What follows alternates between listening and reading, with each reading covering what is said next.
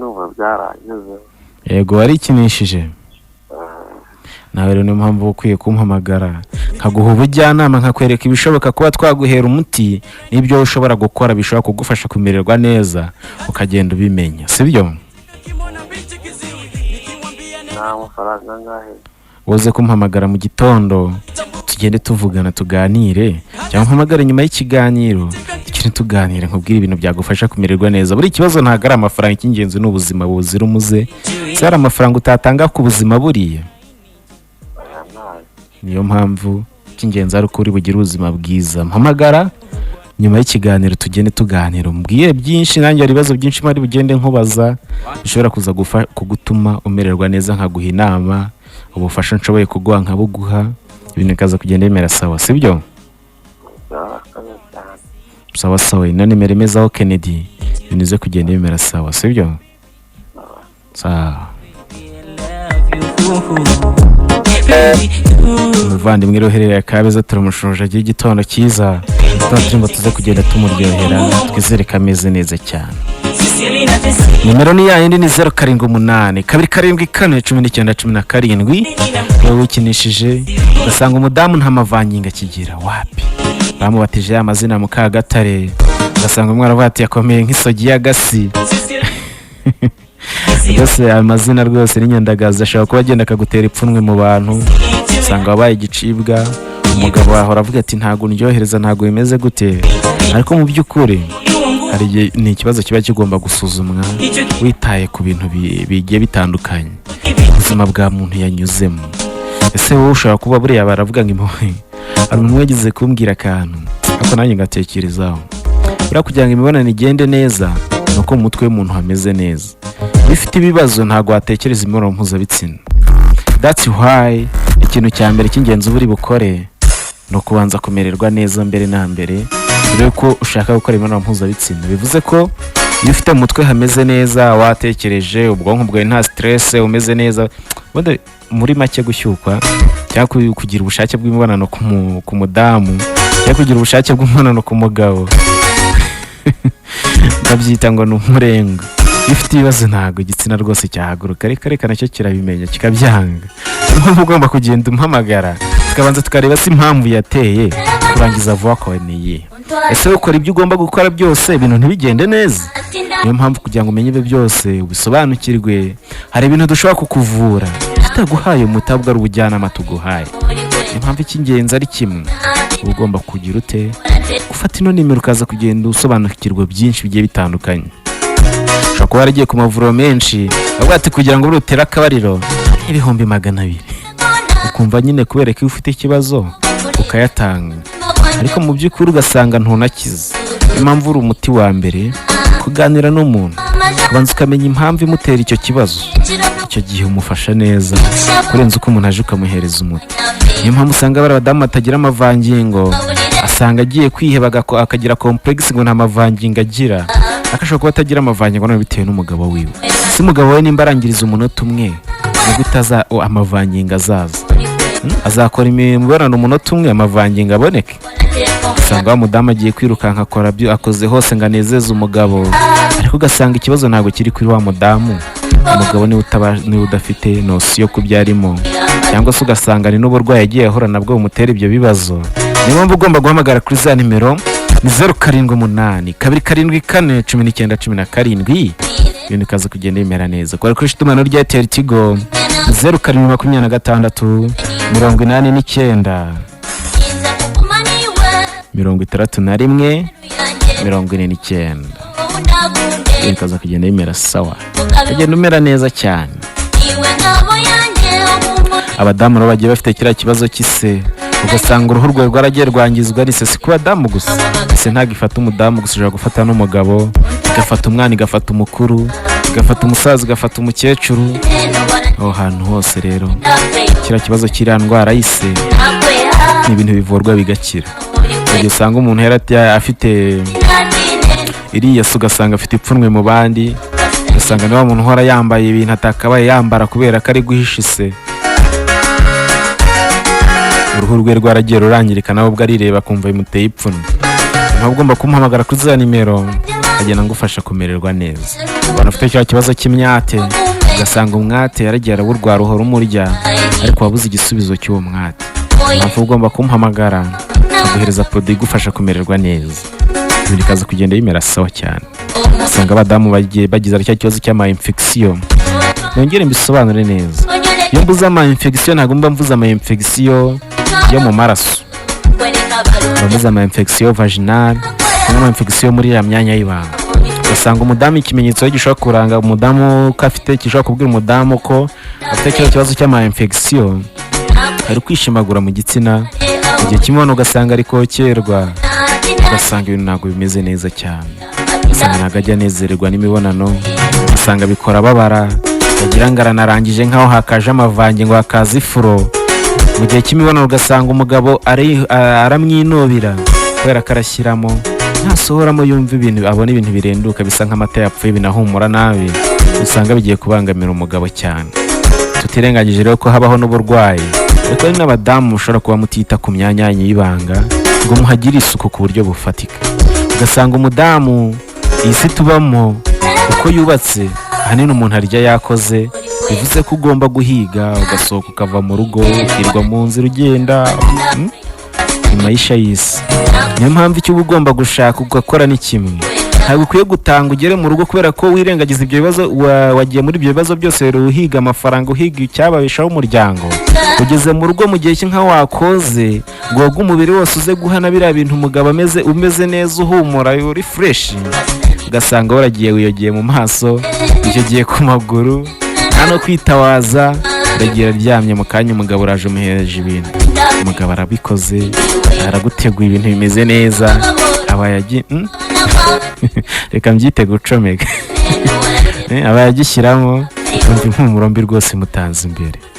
Dear friend, inshuti yanjye, mudamu unyumva aka kanya, ibyo ni umwanda, umugabo uri kumuhemukira uzatuma kuzinuka n'imibonano yagendaga neza, usanga umugabo ari kuza aryama icyumweru nta kugira icyo yibwira, ariko bitewe n'iki? Na wa mwanda. Ubundi abahanga baravuga ngo umudamu yakabyuza yoga inshuro 2 ku munsi, ariko bitewe n'ubuzima tunyuramo ushaka kutabona inshuro 2 zo koga ku munsi, basi gerageza hoga imwe. Umugoroba nujya kuryama impande y'umugabo wawe, nkeka ko niyo umuntu yaguhereza inkoko akaguhereza indyo imeze neza nubwo waba ushonje, yangiza akayiguhera ahantu nko kuri toilette ni urugero hatari isuku, byanga bikunda usanga bya biryo ushobora no kutaba wabimira kandi mu by'ukuri ushonje. Niyo mpamvu rero umugabo wawe ntago ari isazi agiye gutega uriya munuko, agiye gutega umwanda. Icy'ingenzi ni ukubanza ukamera neza, ubanza ukikorera isuku, kibuze nimba utanoza umuriro kugira ngo woge amaguru no ku maboko no mu maso ujye mu buriri uryame, ahubwo wareka wakoga amaguru ukareka mu maso ukareka ku maboko, ahubwo ukanitawaza, kongera ukanitawaza kugira ngo bya byuya wagiye ubira, bya biki byose byatumye ugira iya oderi mbi bize kugenda bigenda. Hari ikintu gishobora gutuma umugabo arangiza vuba. Abagabo mutwumva murazuze kumpa igitekerezo no ku badamu mugenda mumpa ibitekerezo kugira ngo tuze kugenda tumenya se ibintu koko niko kuri. Mushobora ku ingingo rero tugiye kuba twadiscussing iravuga ngo isuku nkeya y'umudamu ishobora gutera umugabo kudatera akabariro neza uko bikwiye. Yego cyangwa hoya? Yemeza ko ari yego, araza kumbwira ati ibyo bintu birashoboka. Uza kuba bihakana araza kumbwira nawe impamvu ashobora kubihakana. Umurongo urafunguye, muraza kugenda tuganira. Iyo turi hano no kugenda tureba ibibazo bigiye bigira uruhare mu muryango, asanga umugabo yanze umudamu we cyangwa atanyuye umudamu we ngo nta mavangingo agira. Ese mukuri urabanze ngo nta mavangingo agira koko nuko nta mavangingo agira, cyangwa wenda ushobora kuba utari bunabikore neza kurya amavangingo ari buboneke. Birashoboka ko ashobora kuba atayagera, ko hari ibintu bishobora kumufasha kuyagira. Niyo mpamvu uba ugomba kumuhamagara kuri za nimero kugira ngo uhinyunganizi nkakugira igitekerezo kigufasha kumererwa neza. Bishoboka ko wahabwa umuti ibintu bikaza kugenda bimera sawa. Ni 078 7 4 19 17 kugenda umpa igitekerezo tukaganira kuri iyo ngingo ngiye mvuze. Ni 078 7 4 19 17 bikaza kugenda imeze neza. Abantu koresha itumanaho rya Airtel kigo ntabwo twayibagiwe. Ni 0726 89 61 49. Ibintu kaza kugenda bimera neza cyane. Umurongo urafunguye, uraza kugenda umpamagara kugira ngo nize kugenda bimera neza cyane. Ni 0788 274 19 17. Ibintu kaza kugenda bimera neza. Buriya rero abagabo rwose murangiza vuba, bigomba guhinduka. Mugomba gutera akabariro, ibintu bikaryoha bikamera neza. Ariko uzi kuba ugitangira imibonano, aba yati sheri dutangire narangije washizeho kare. Ariko ibyo ngibyo ntago ndi guseka kuko wenda binshimishije ko nishimiye ko ibintu biri bumere nabi. Ahubwo icy'ingenzi ni uko uri bubigenze neza bikamera sawa, ukabikora ifiyeri yabyo, ntugire ipfunwe ryabyo. Niyo mpamvu ugomba kubikora neza, ugahabwa ubujyanama. Nimba nta bujyanama nta makuru bifiteho, uriya akantu nkajya kanzitsa. Umuntu umwe arakantu ayaho ikintu cya mbere ni amakuru. Nawe niba udafite amakuru y'uko ibintu bikorwa, ubanza umenye ibyo ugiye gukora ni ibiki. Ibyo ugiye gukora wabyitwaramo ute, bimeze gute. Hariya rero hari ikindi kintu ndi buze gukora, ndi bunenga abadamu bakora imibonano batavuga. Asanga umuntu yagiye araturama araceceka, yabaye nk'irobo, ari mu mibonano n'umugabo ntago ari kuvuga ngo sheri aho ngo biraryoshye cyangwa birabishye. Ibyo bintu rwose uzarangiza gute mu mibonano? Kubera ko ibyishimo ari ibya babiri, uba ugomba kwivugira kugira ngo nawe uze kwishima. Ese nutavuga feedback umugabo azayibwirwa n'iki? Azakora agera harambirwa avuga ati se ibyo ndi gukora umuntu ntari kuvuga nimba byamuryo cyangwa byamubihi. Bara nimba bikoze neza mushimwe ati sheri wakoze. Bikoze neza pe. Nimba bikoze nawe mubwiza ukuri mbwa ati sheri avuga gato ngo ndangize. Akubaza se n'ukubera iki utarangije byagenze bite? Ati wihuse byagenze gutya cyangwa se wakoze gutya. Ariko tubibutse ko buriya ingufu z'umukaraza, buriya mukaraza tuvuga ngo umuvuzi w'ingoma, nibyo biha motivasiyo intore. Buriya nta ntore yahamiriza neza idafite umukaraza uvuza ingoma neza. Niyo mpamvu wowe mudamu uvuze biha motivasiyo umugabo, ugasanga muri kwa gutera akabari ibintu bigiye bigenda neza. Niyo mpamvu muhamagare kuri 0788 274 19 17. Ibintu kaza kugenda bimera sawa cyane. Ushobora unyumva aka kanya ucecetse, ariko nshaka ko minota igiye isigaye byangwa ati Kennedy bye bye. Byari bimeze sawa cyane, byari biryoshye, bambabwira byinshi, turaza tukavuga byinshi. Ariko ufite biriya bibazo bigiye bitandukanye, kurangiza vuba, kutagira amavangingo, kuba utaragiye mu ruhero cyangwa gucimya cyangwa ibyo twita gukuna, nawe uri bugende umpamagara ngo za produit igenda bigufasha kugira ngo umererwe neza, ugende ube smart. Wowe wabaswe n'iriyange yo kwikinisha, aguhereza produit zigenda zigufasha, aguha ubujyanama bugenda bugufasha kumererwa neza, ukagira ubuzima buzira umuze. Wewe none ufite kiriya kibazo cy'ise ku ruhu, nawe ibintu bikaza kugenda bimera neza. Finalo. Hello. Umuvandimwe yagiye. Niyo mpamvu uri bugende umpamagara kuri 0788 274 19 17. Kambwira ati Kennedy ibintu byari bimeze sawa. Rero abura abavuganga bwirwa benshi akumva bene yo ibyo navuze ntacyo nzavuga gitandukanye n'icyo abandi mwumvishije bavuze. Ahubwo ngiye icyo nje mbabwira no kubabwira ngo ibintu bigomba guhinduka.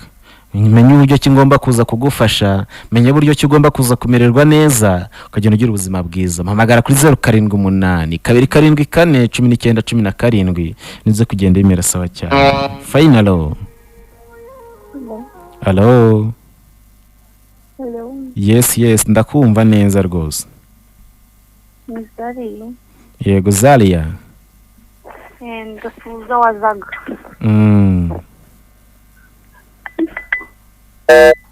Ni 0788 274 19 17. Rero urugendo mpamagara ukambwira ati Kennedy bye bye, byari biryoshye. Ariko mu kanya gato tukaza kugenda dukomeza ikiganiro cyacu muri seri ya kabiri.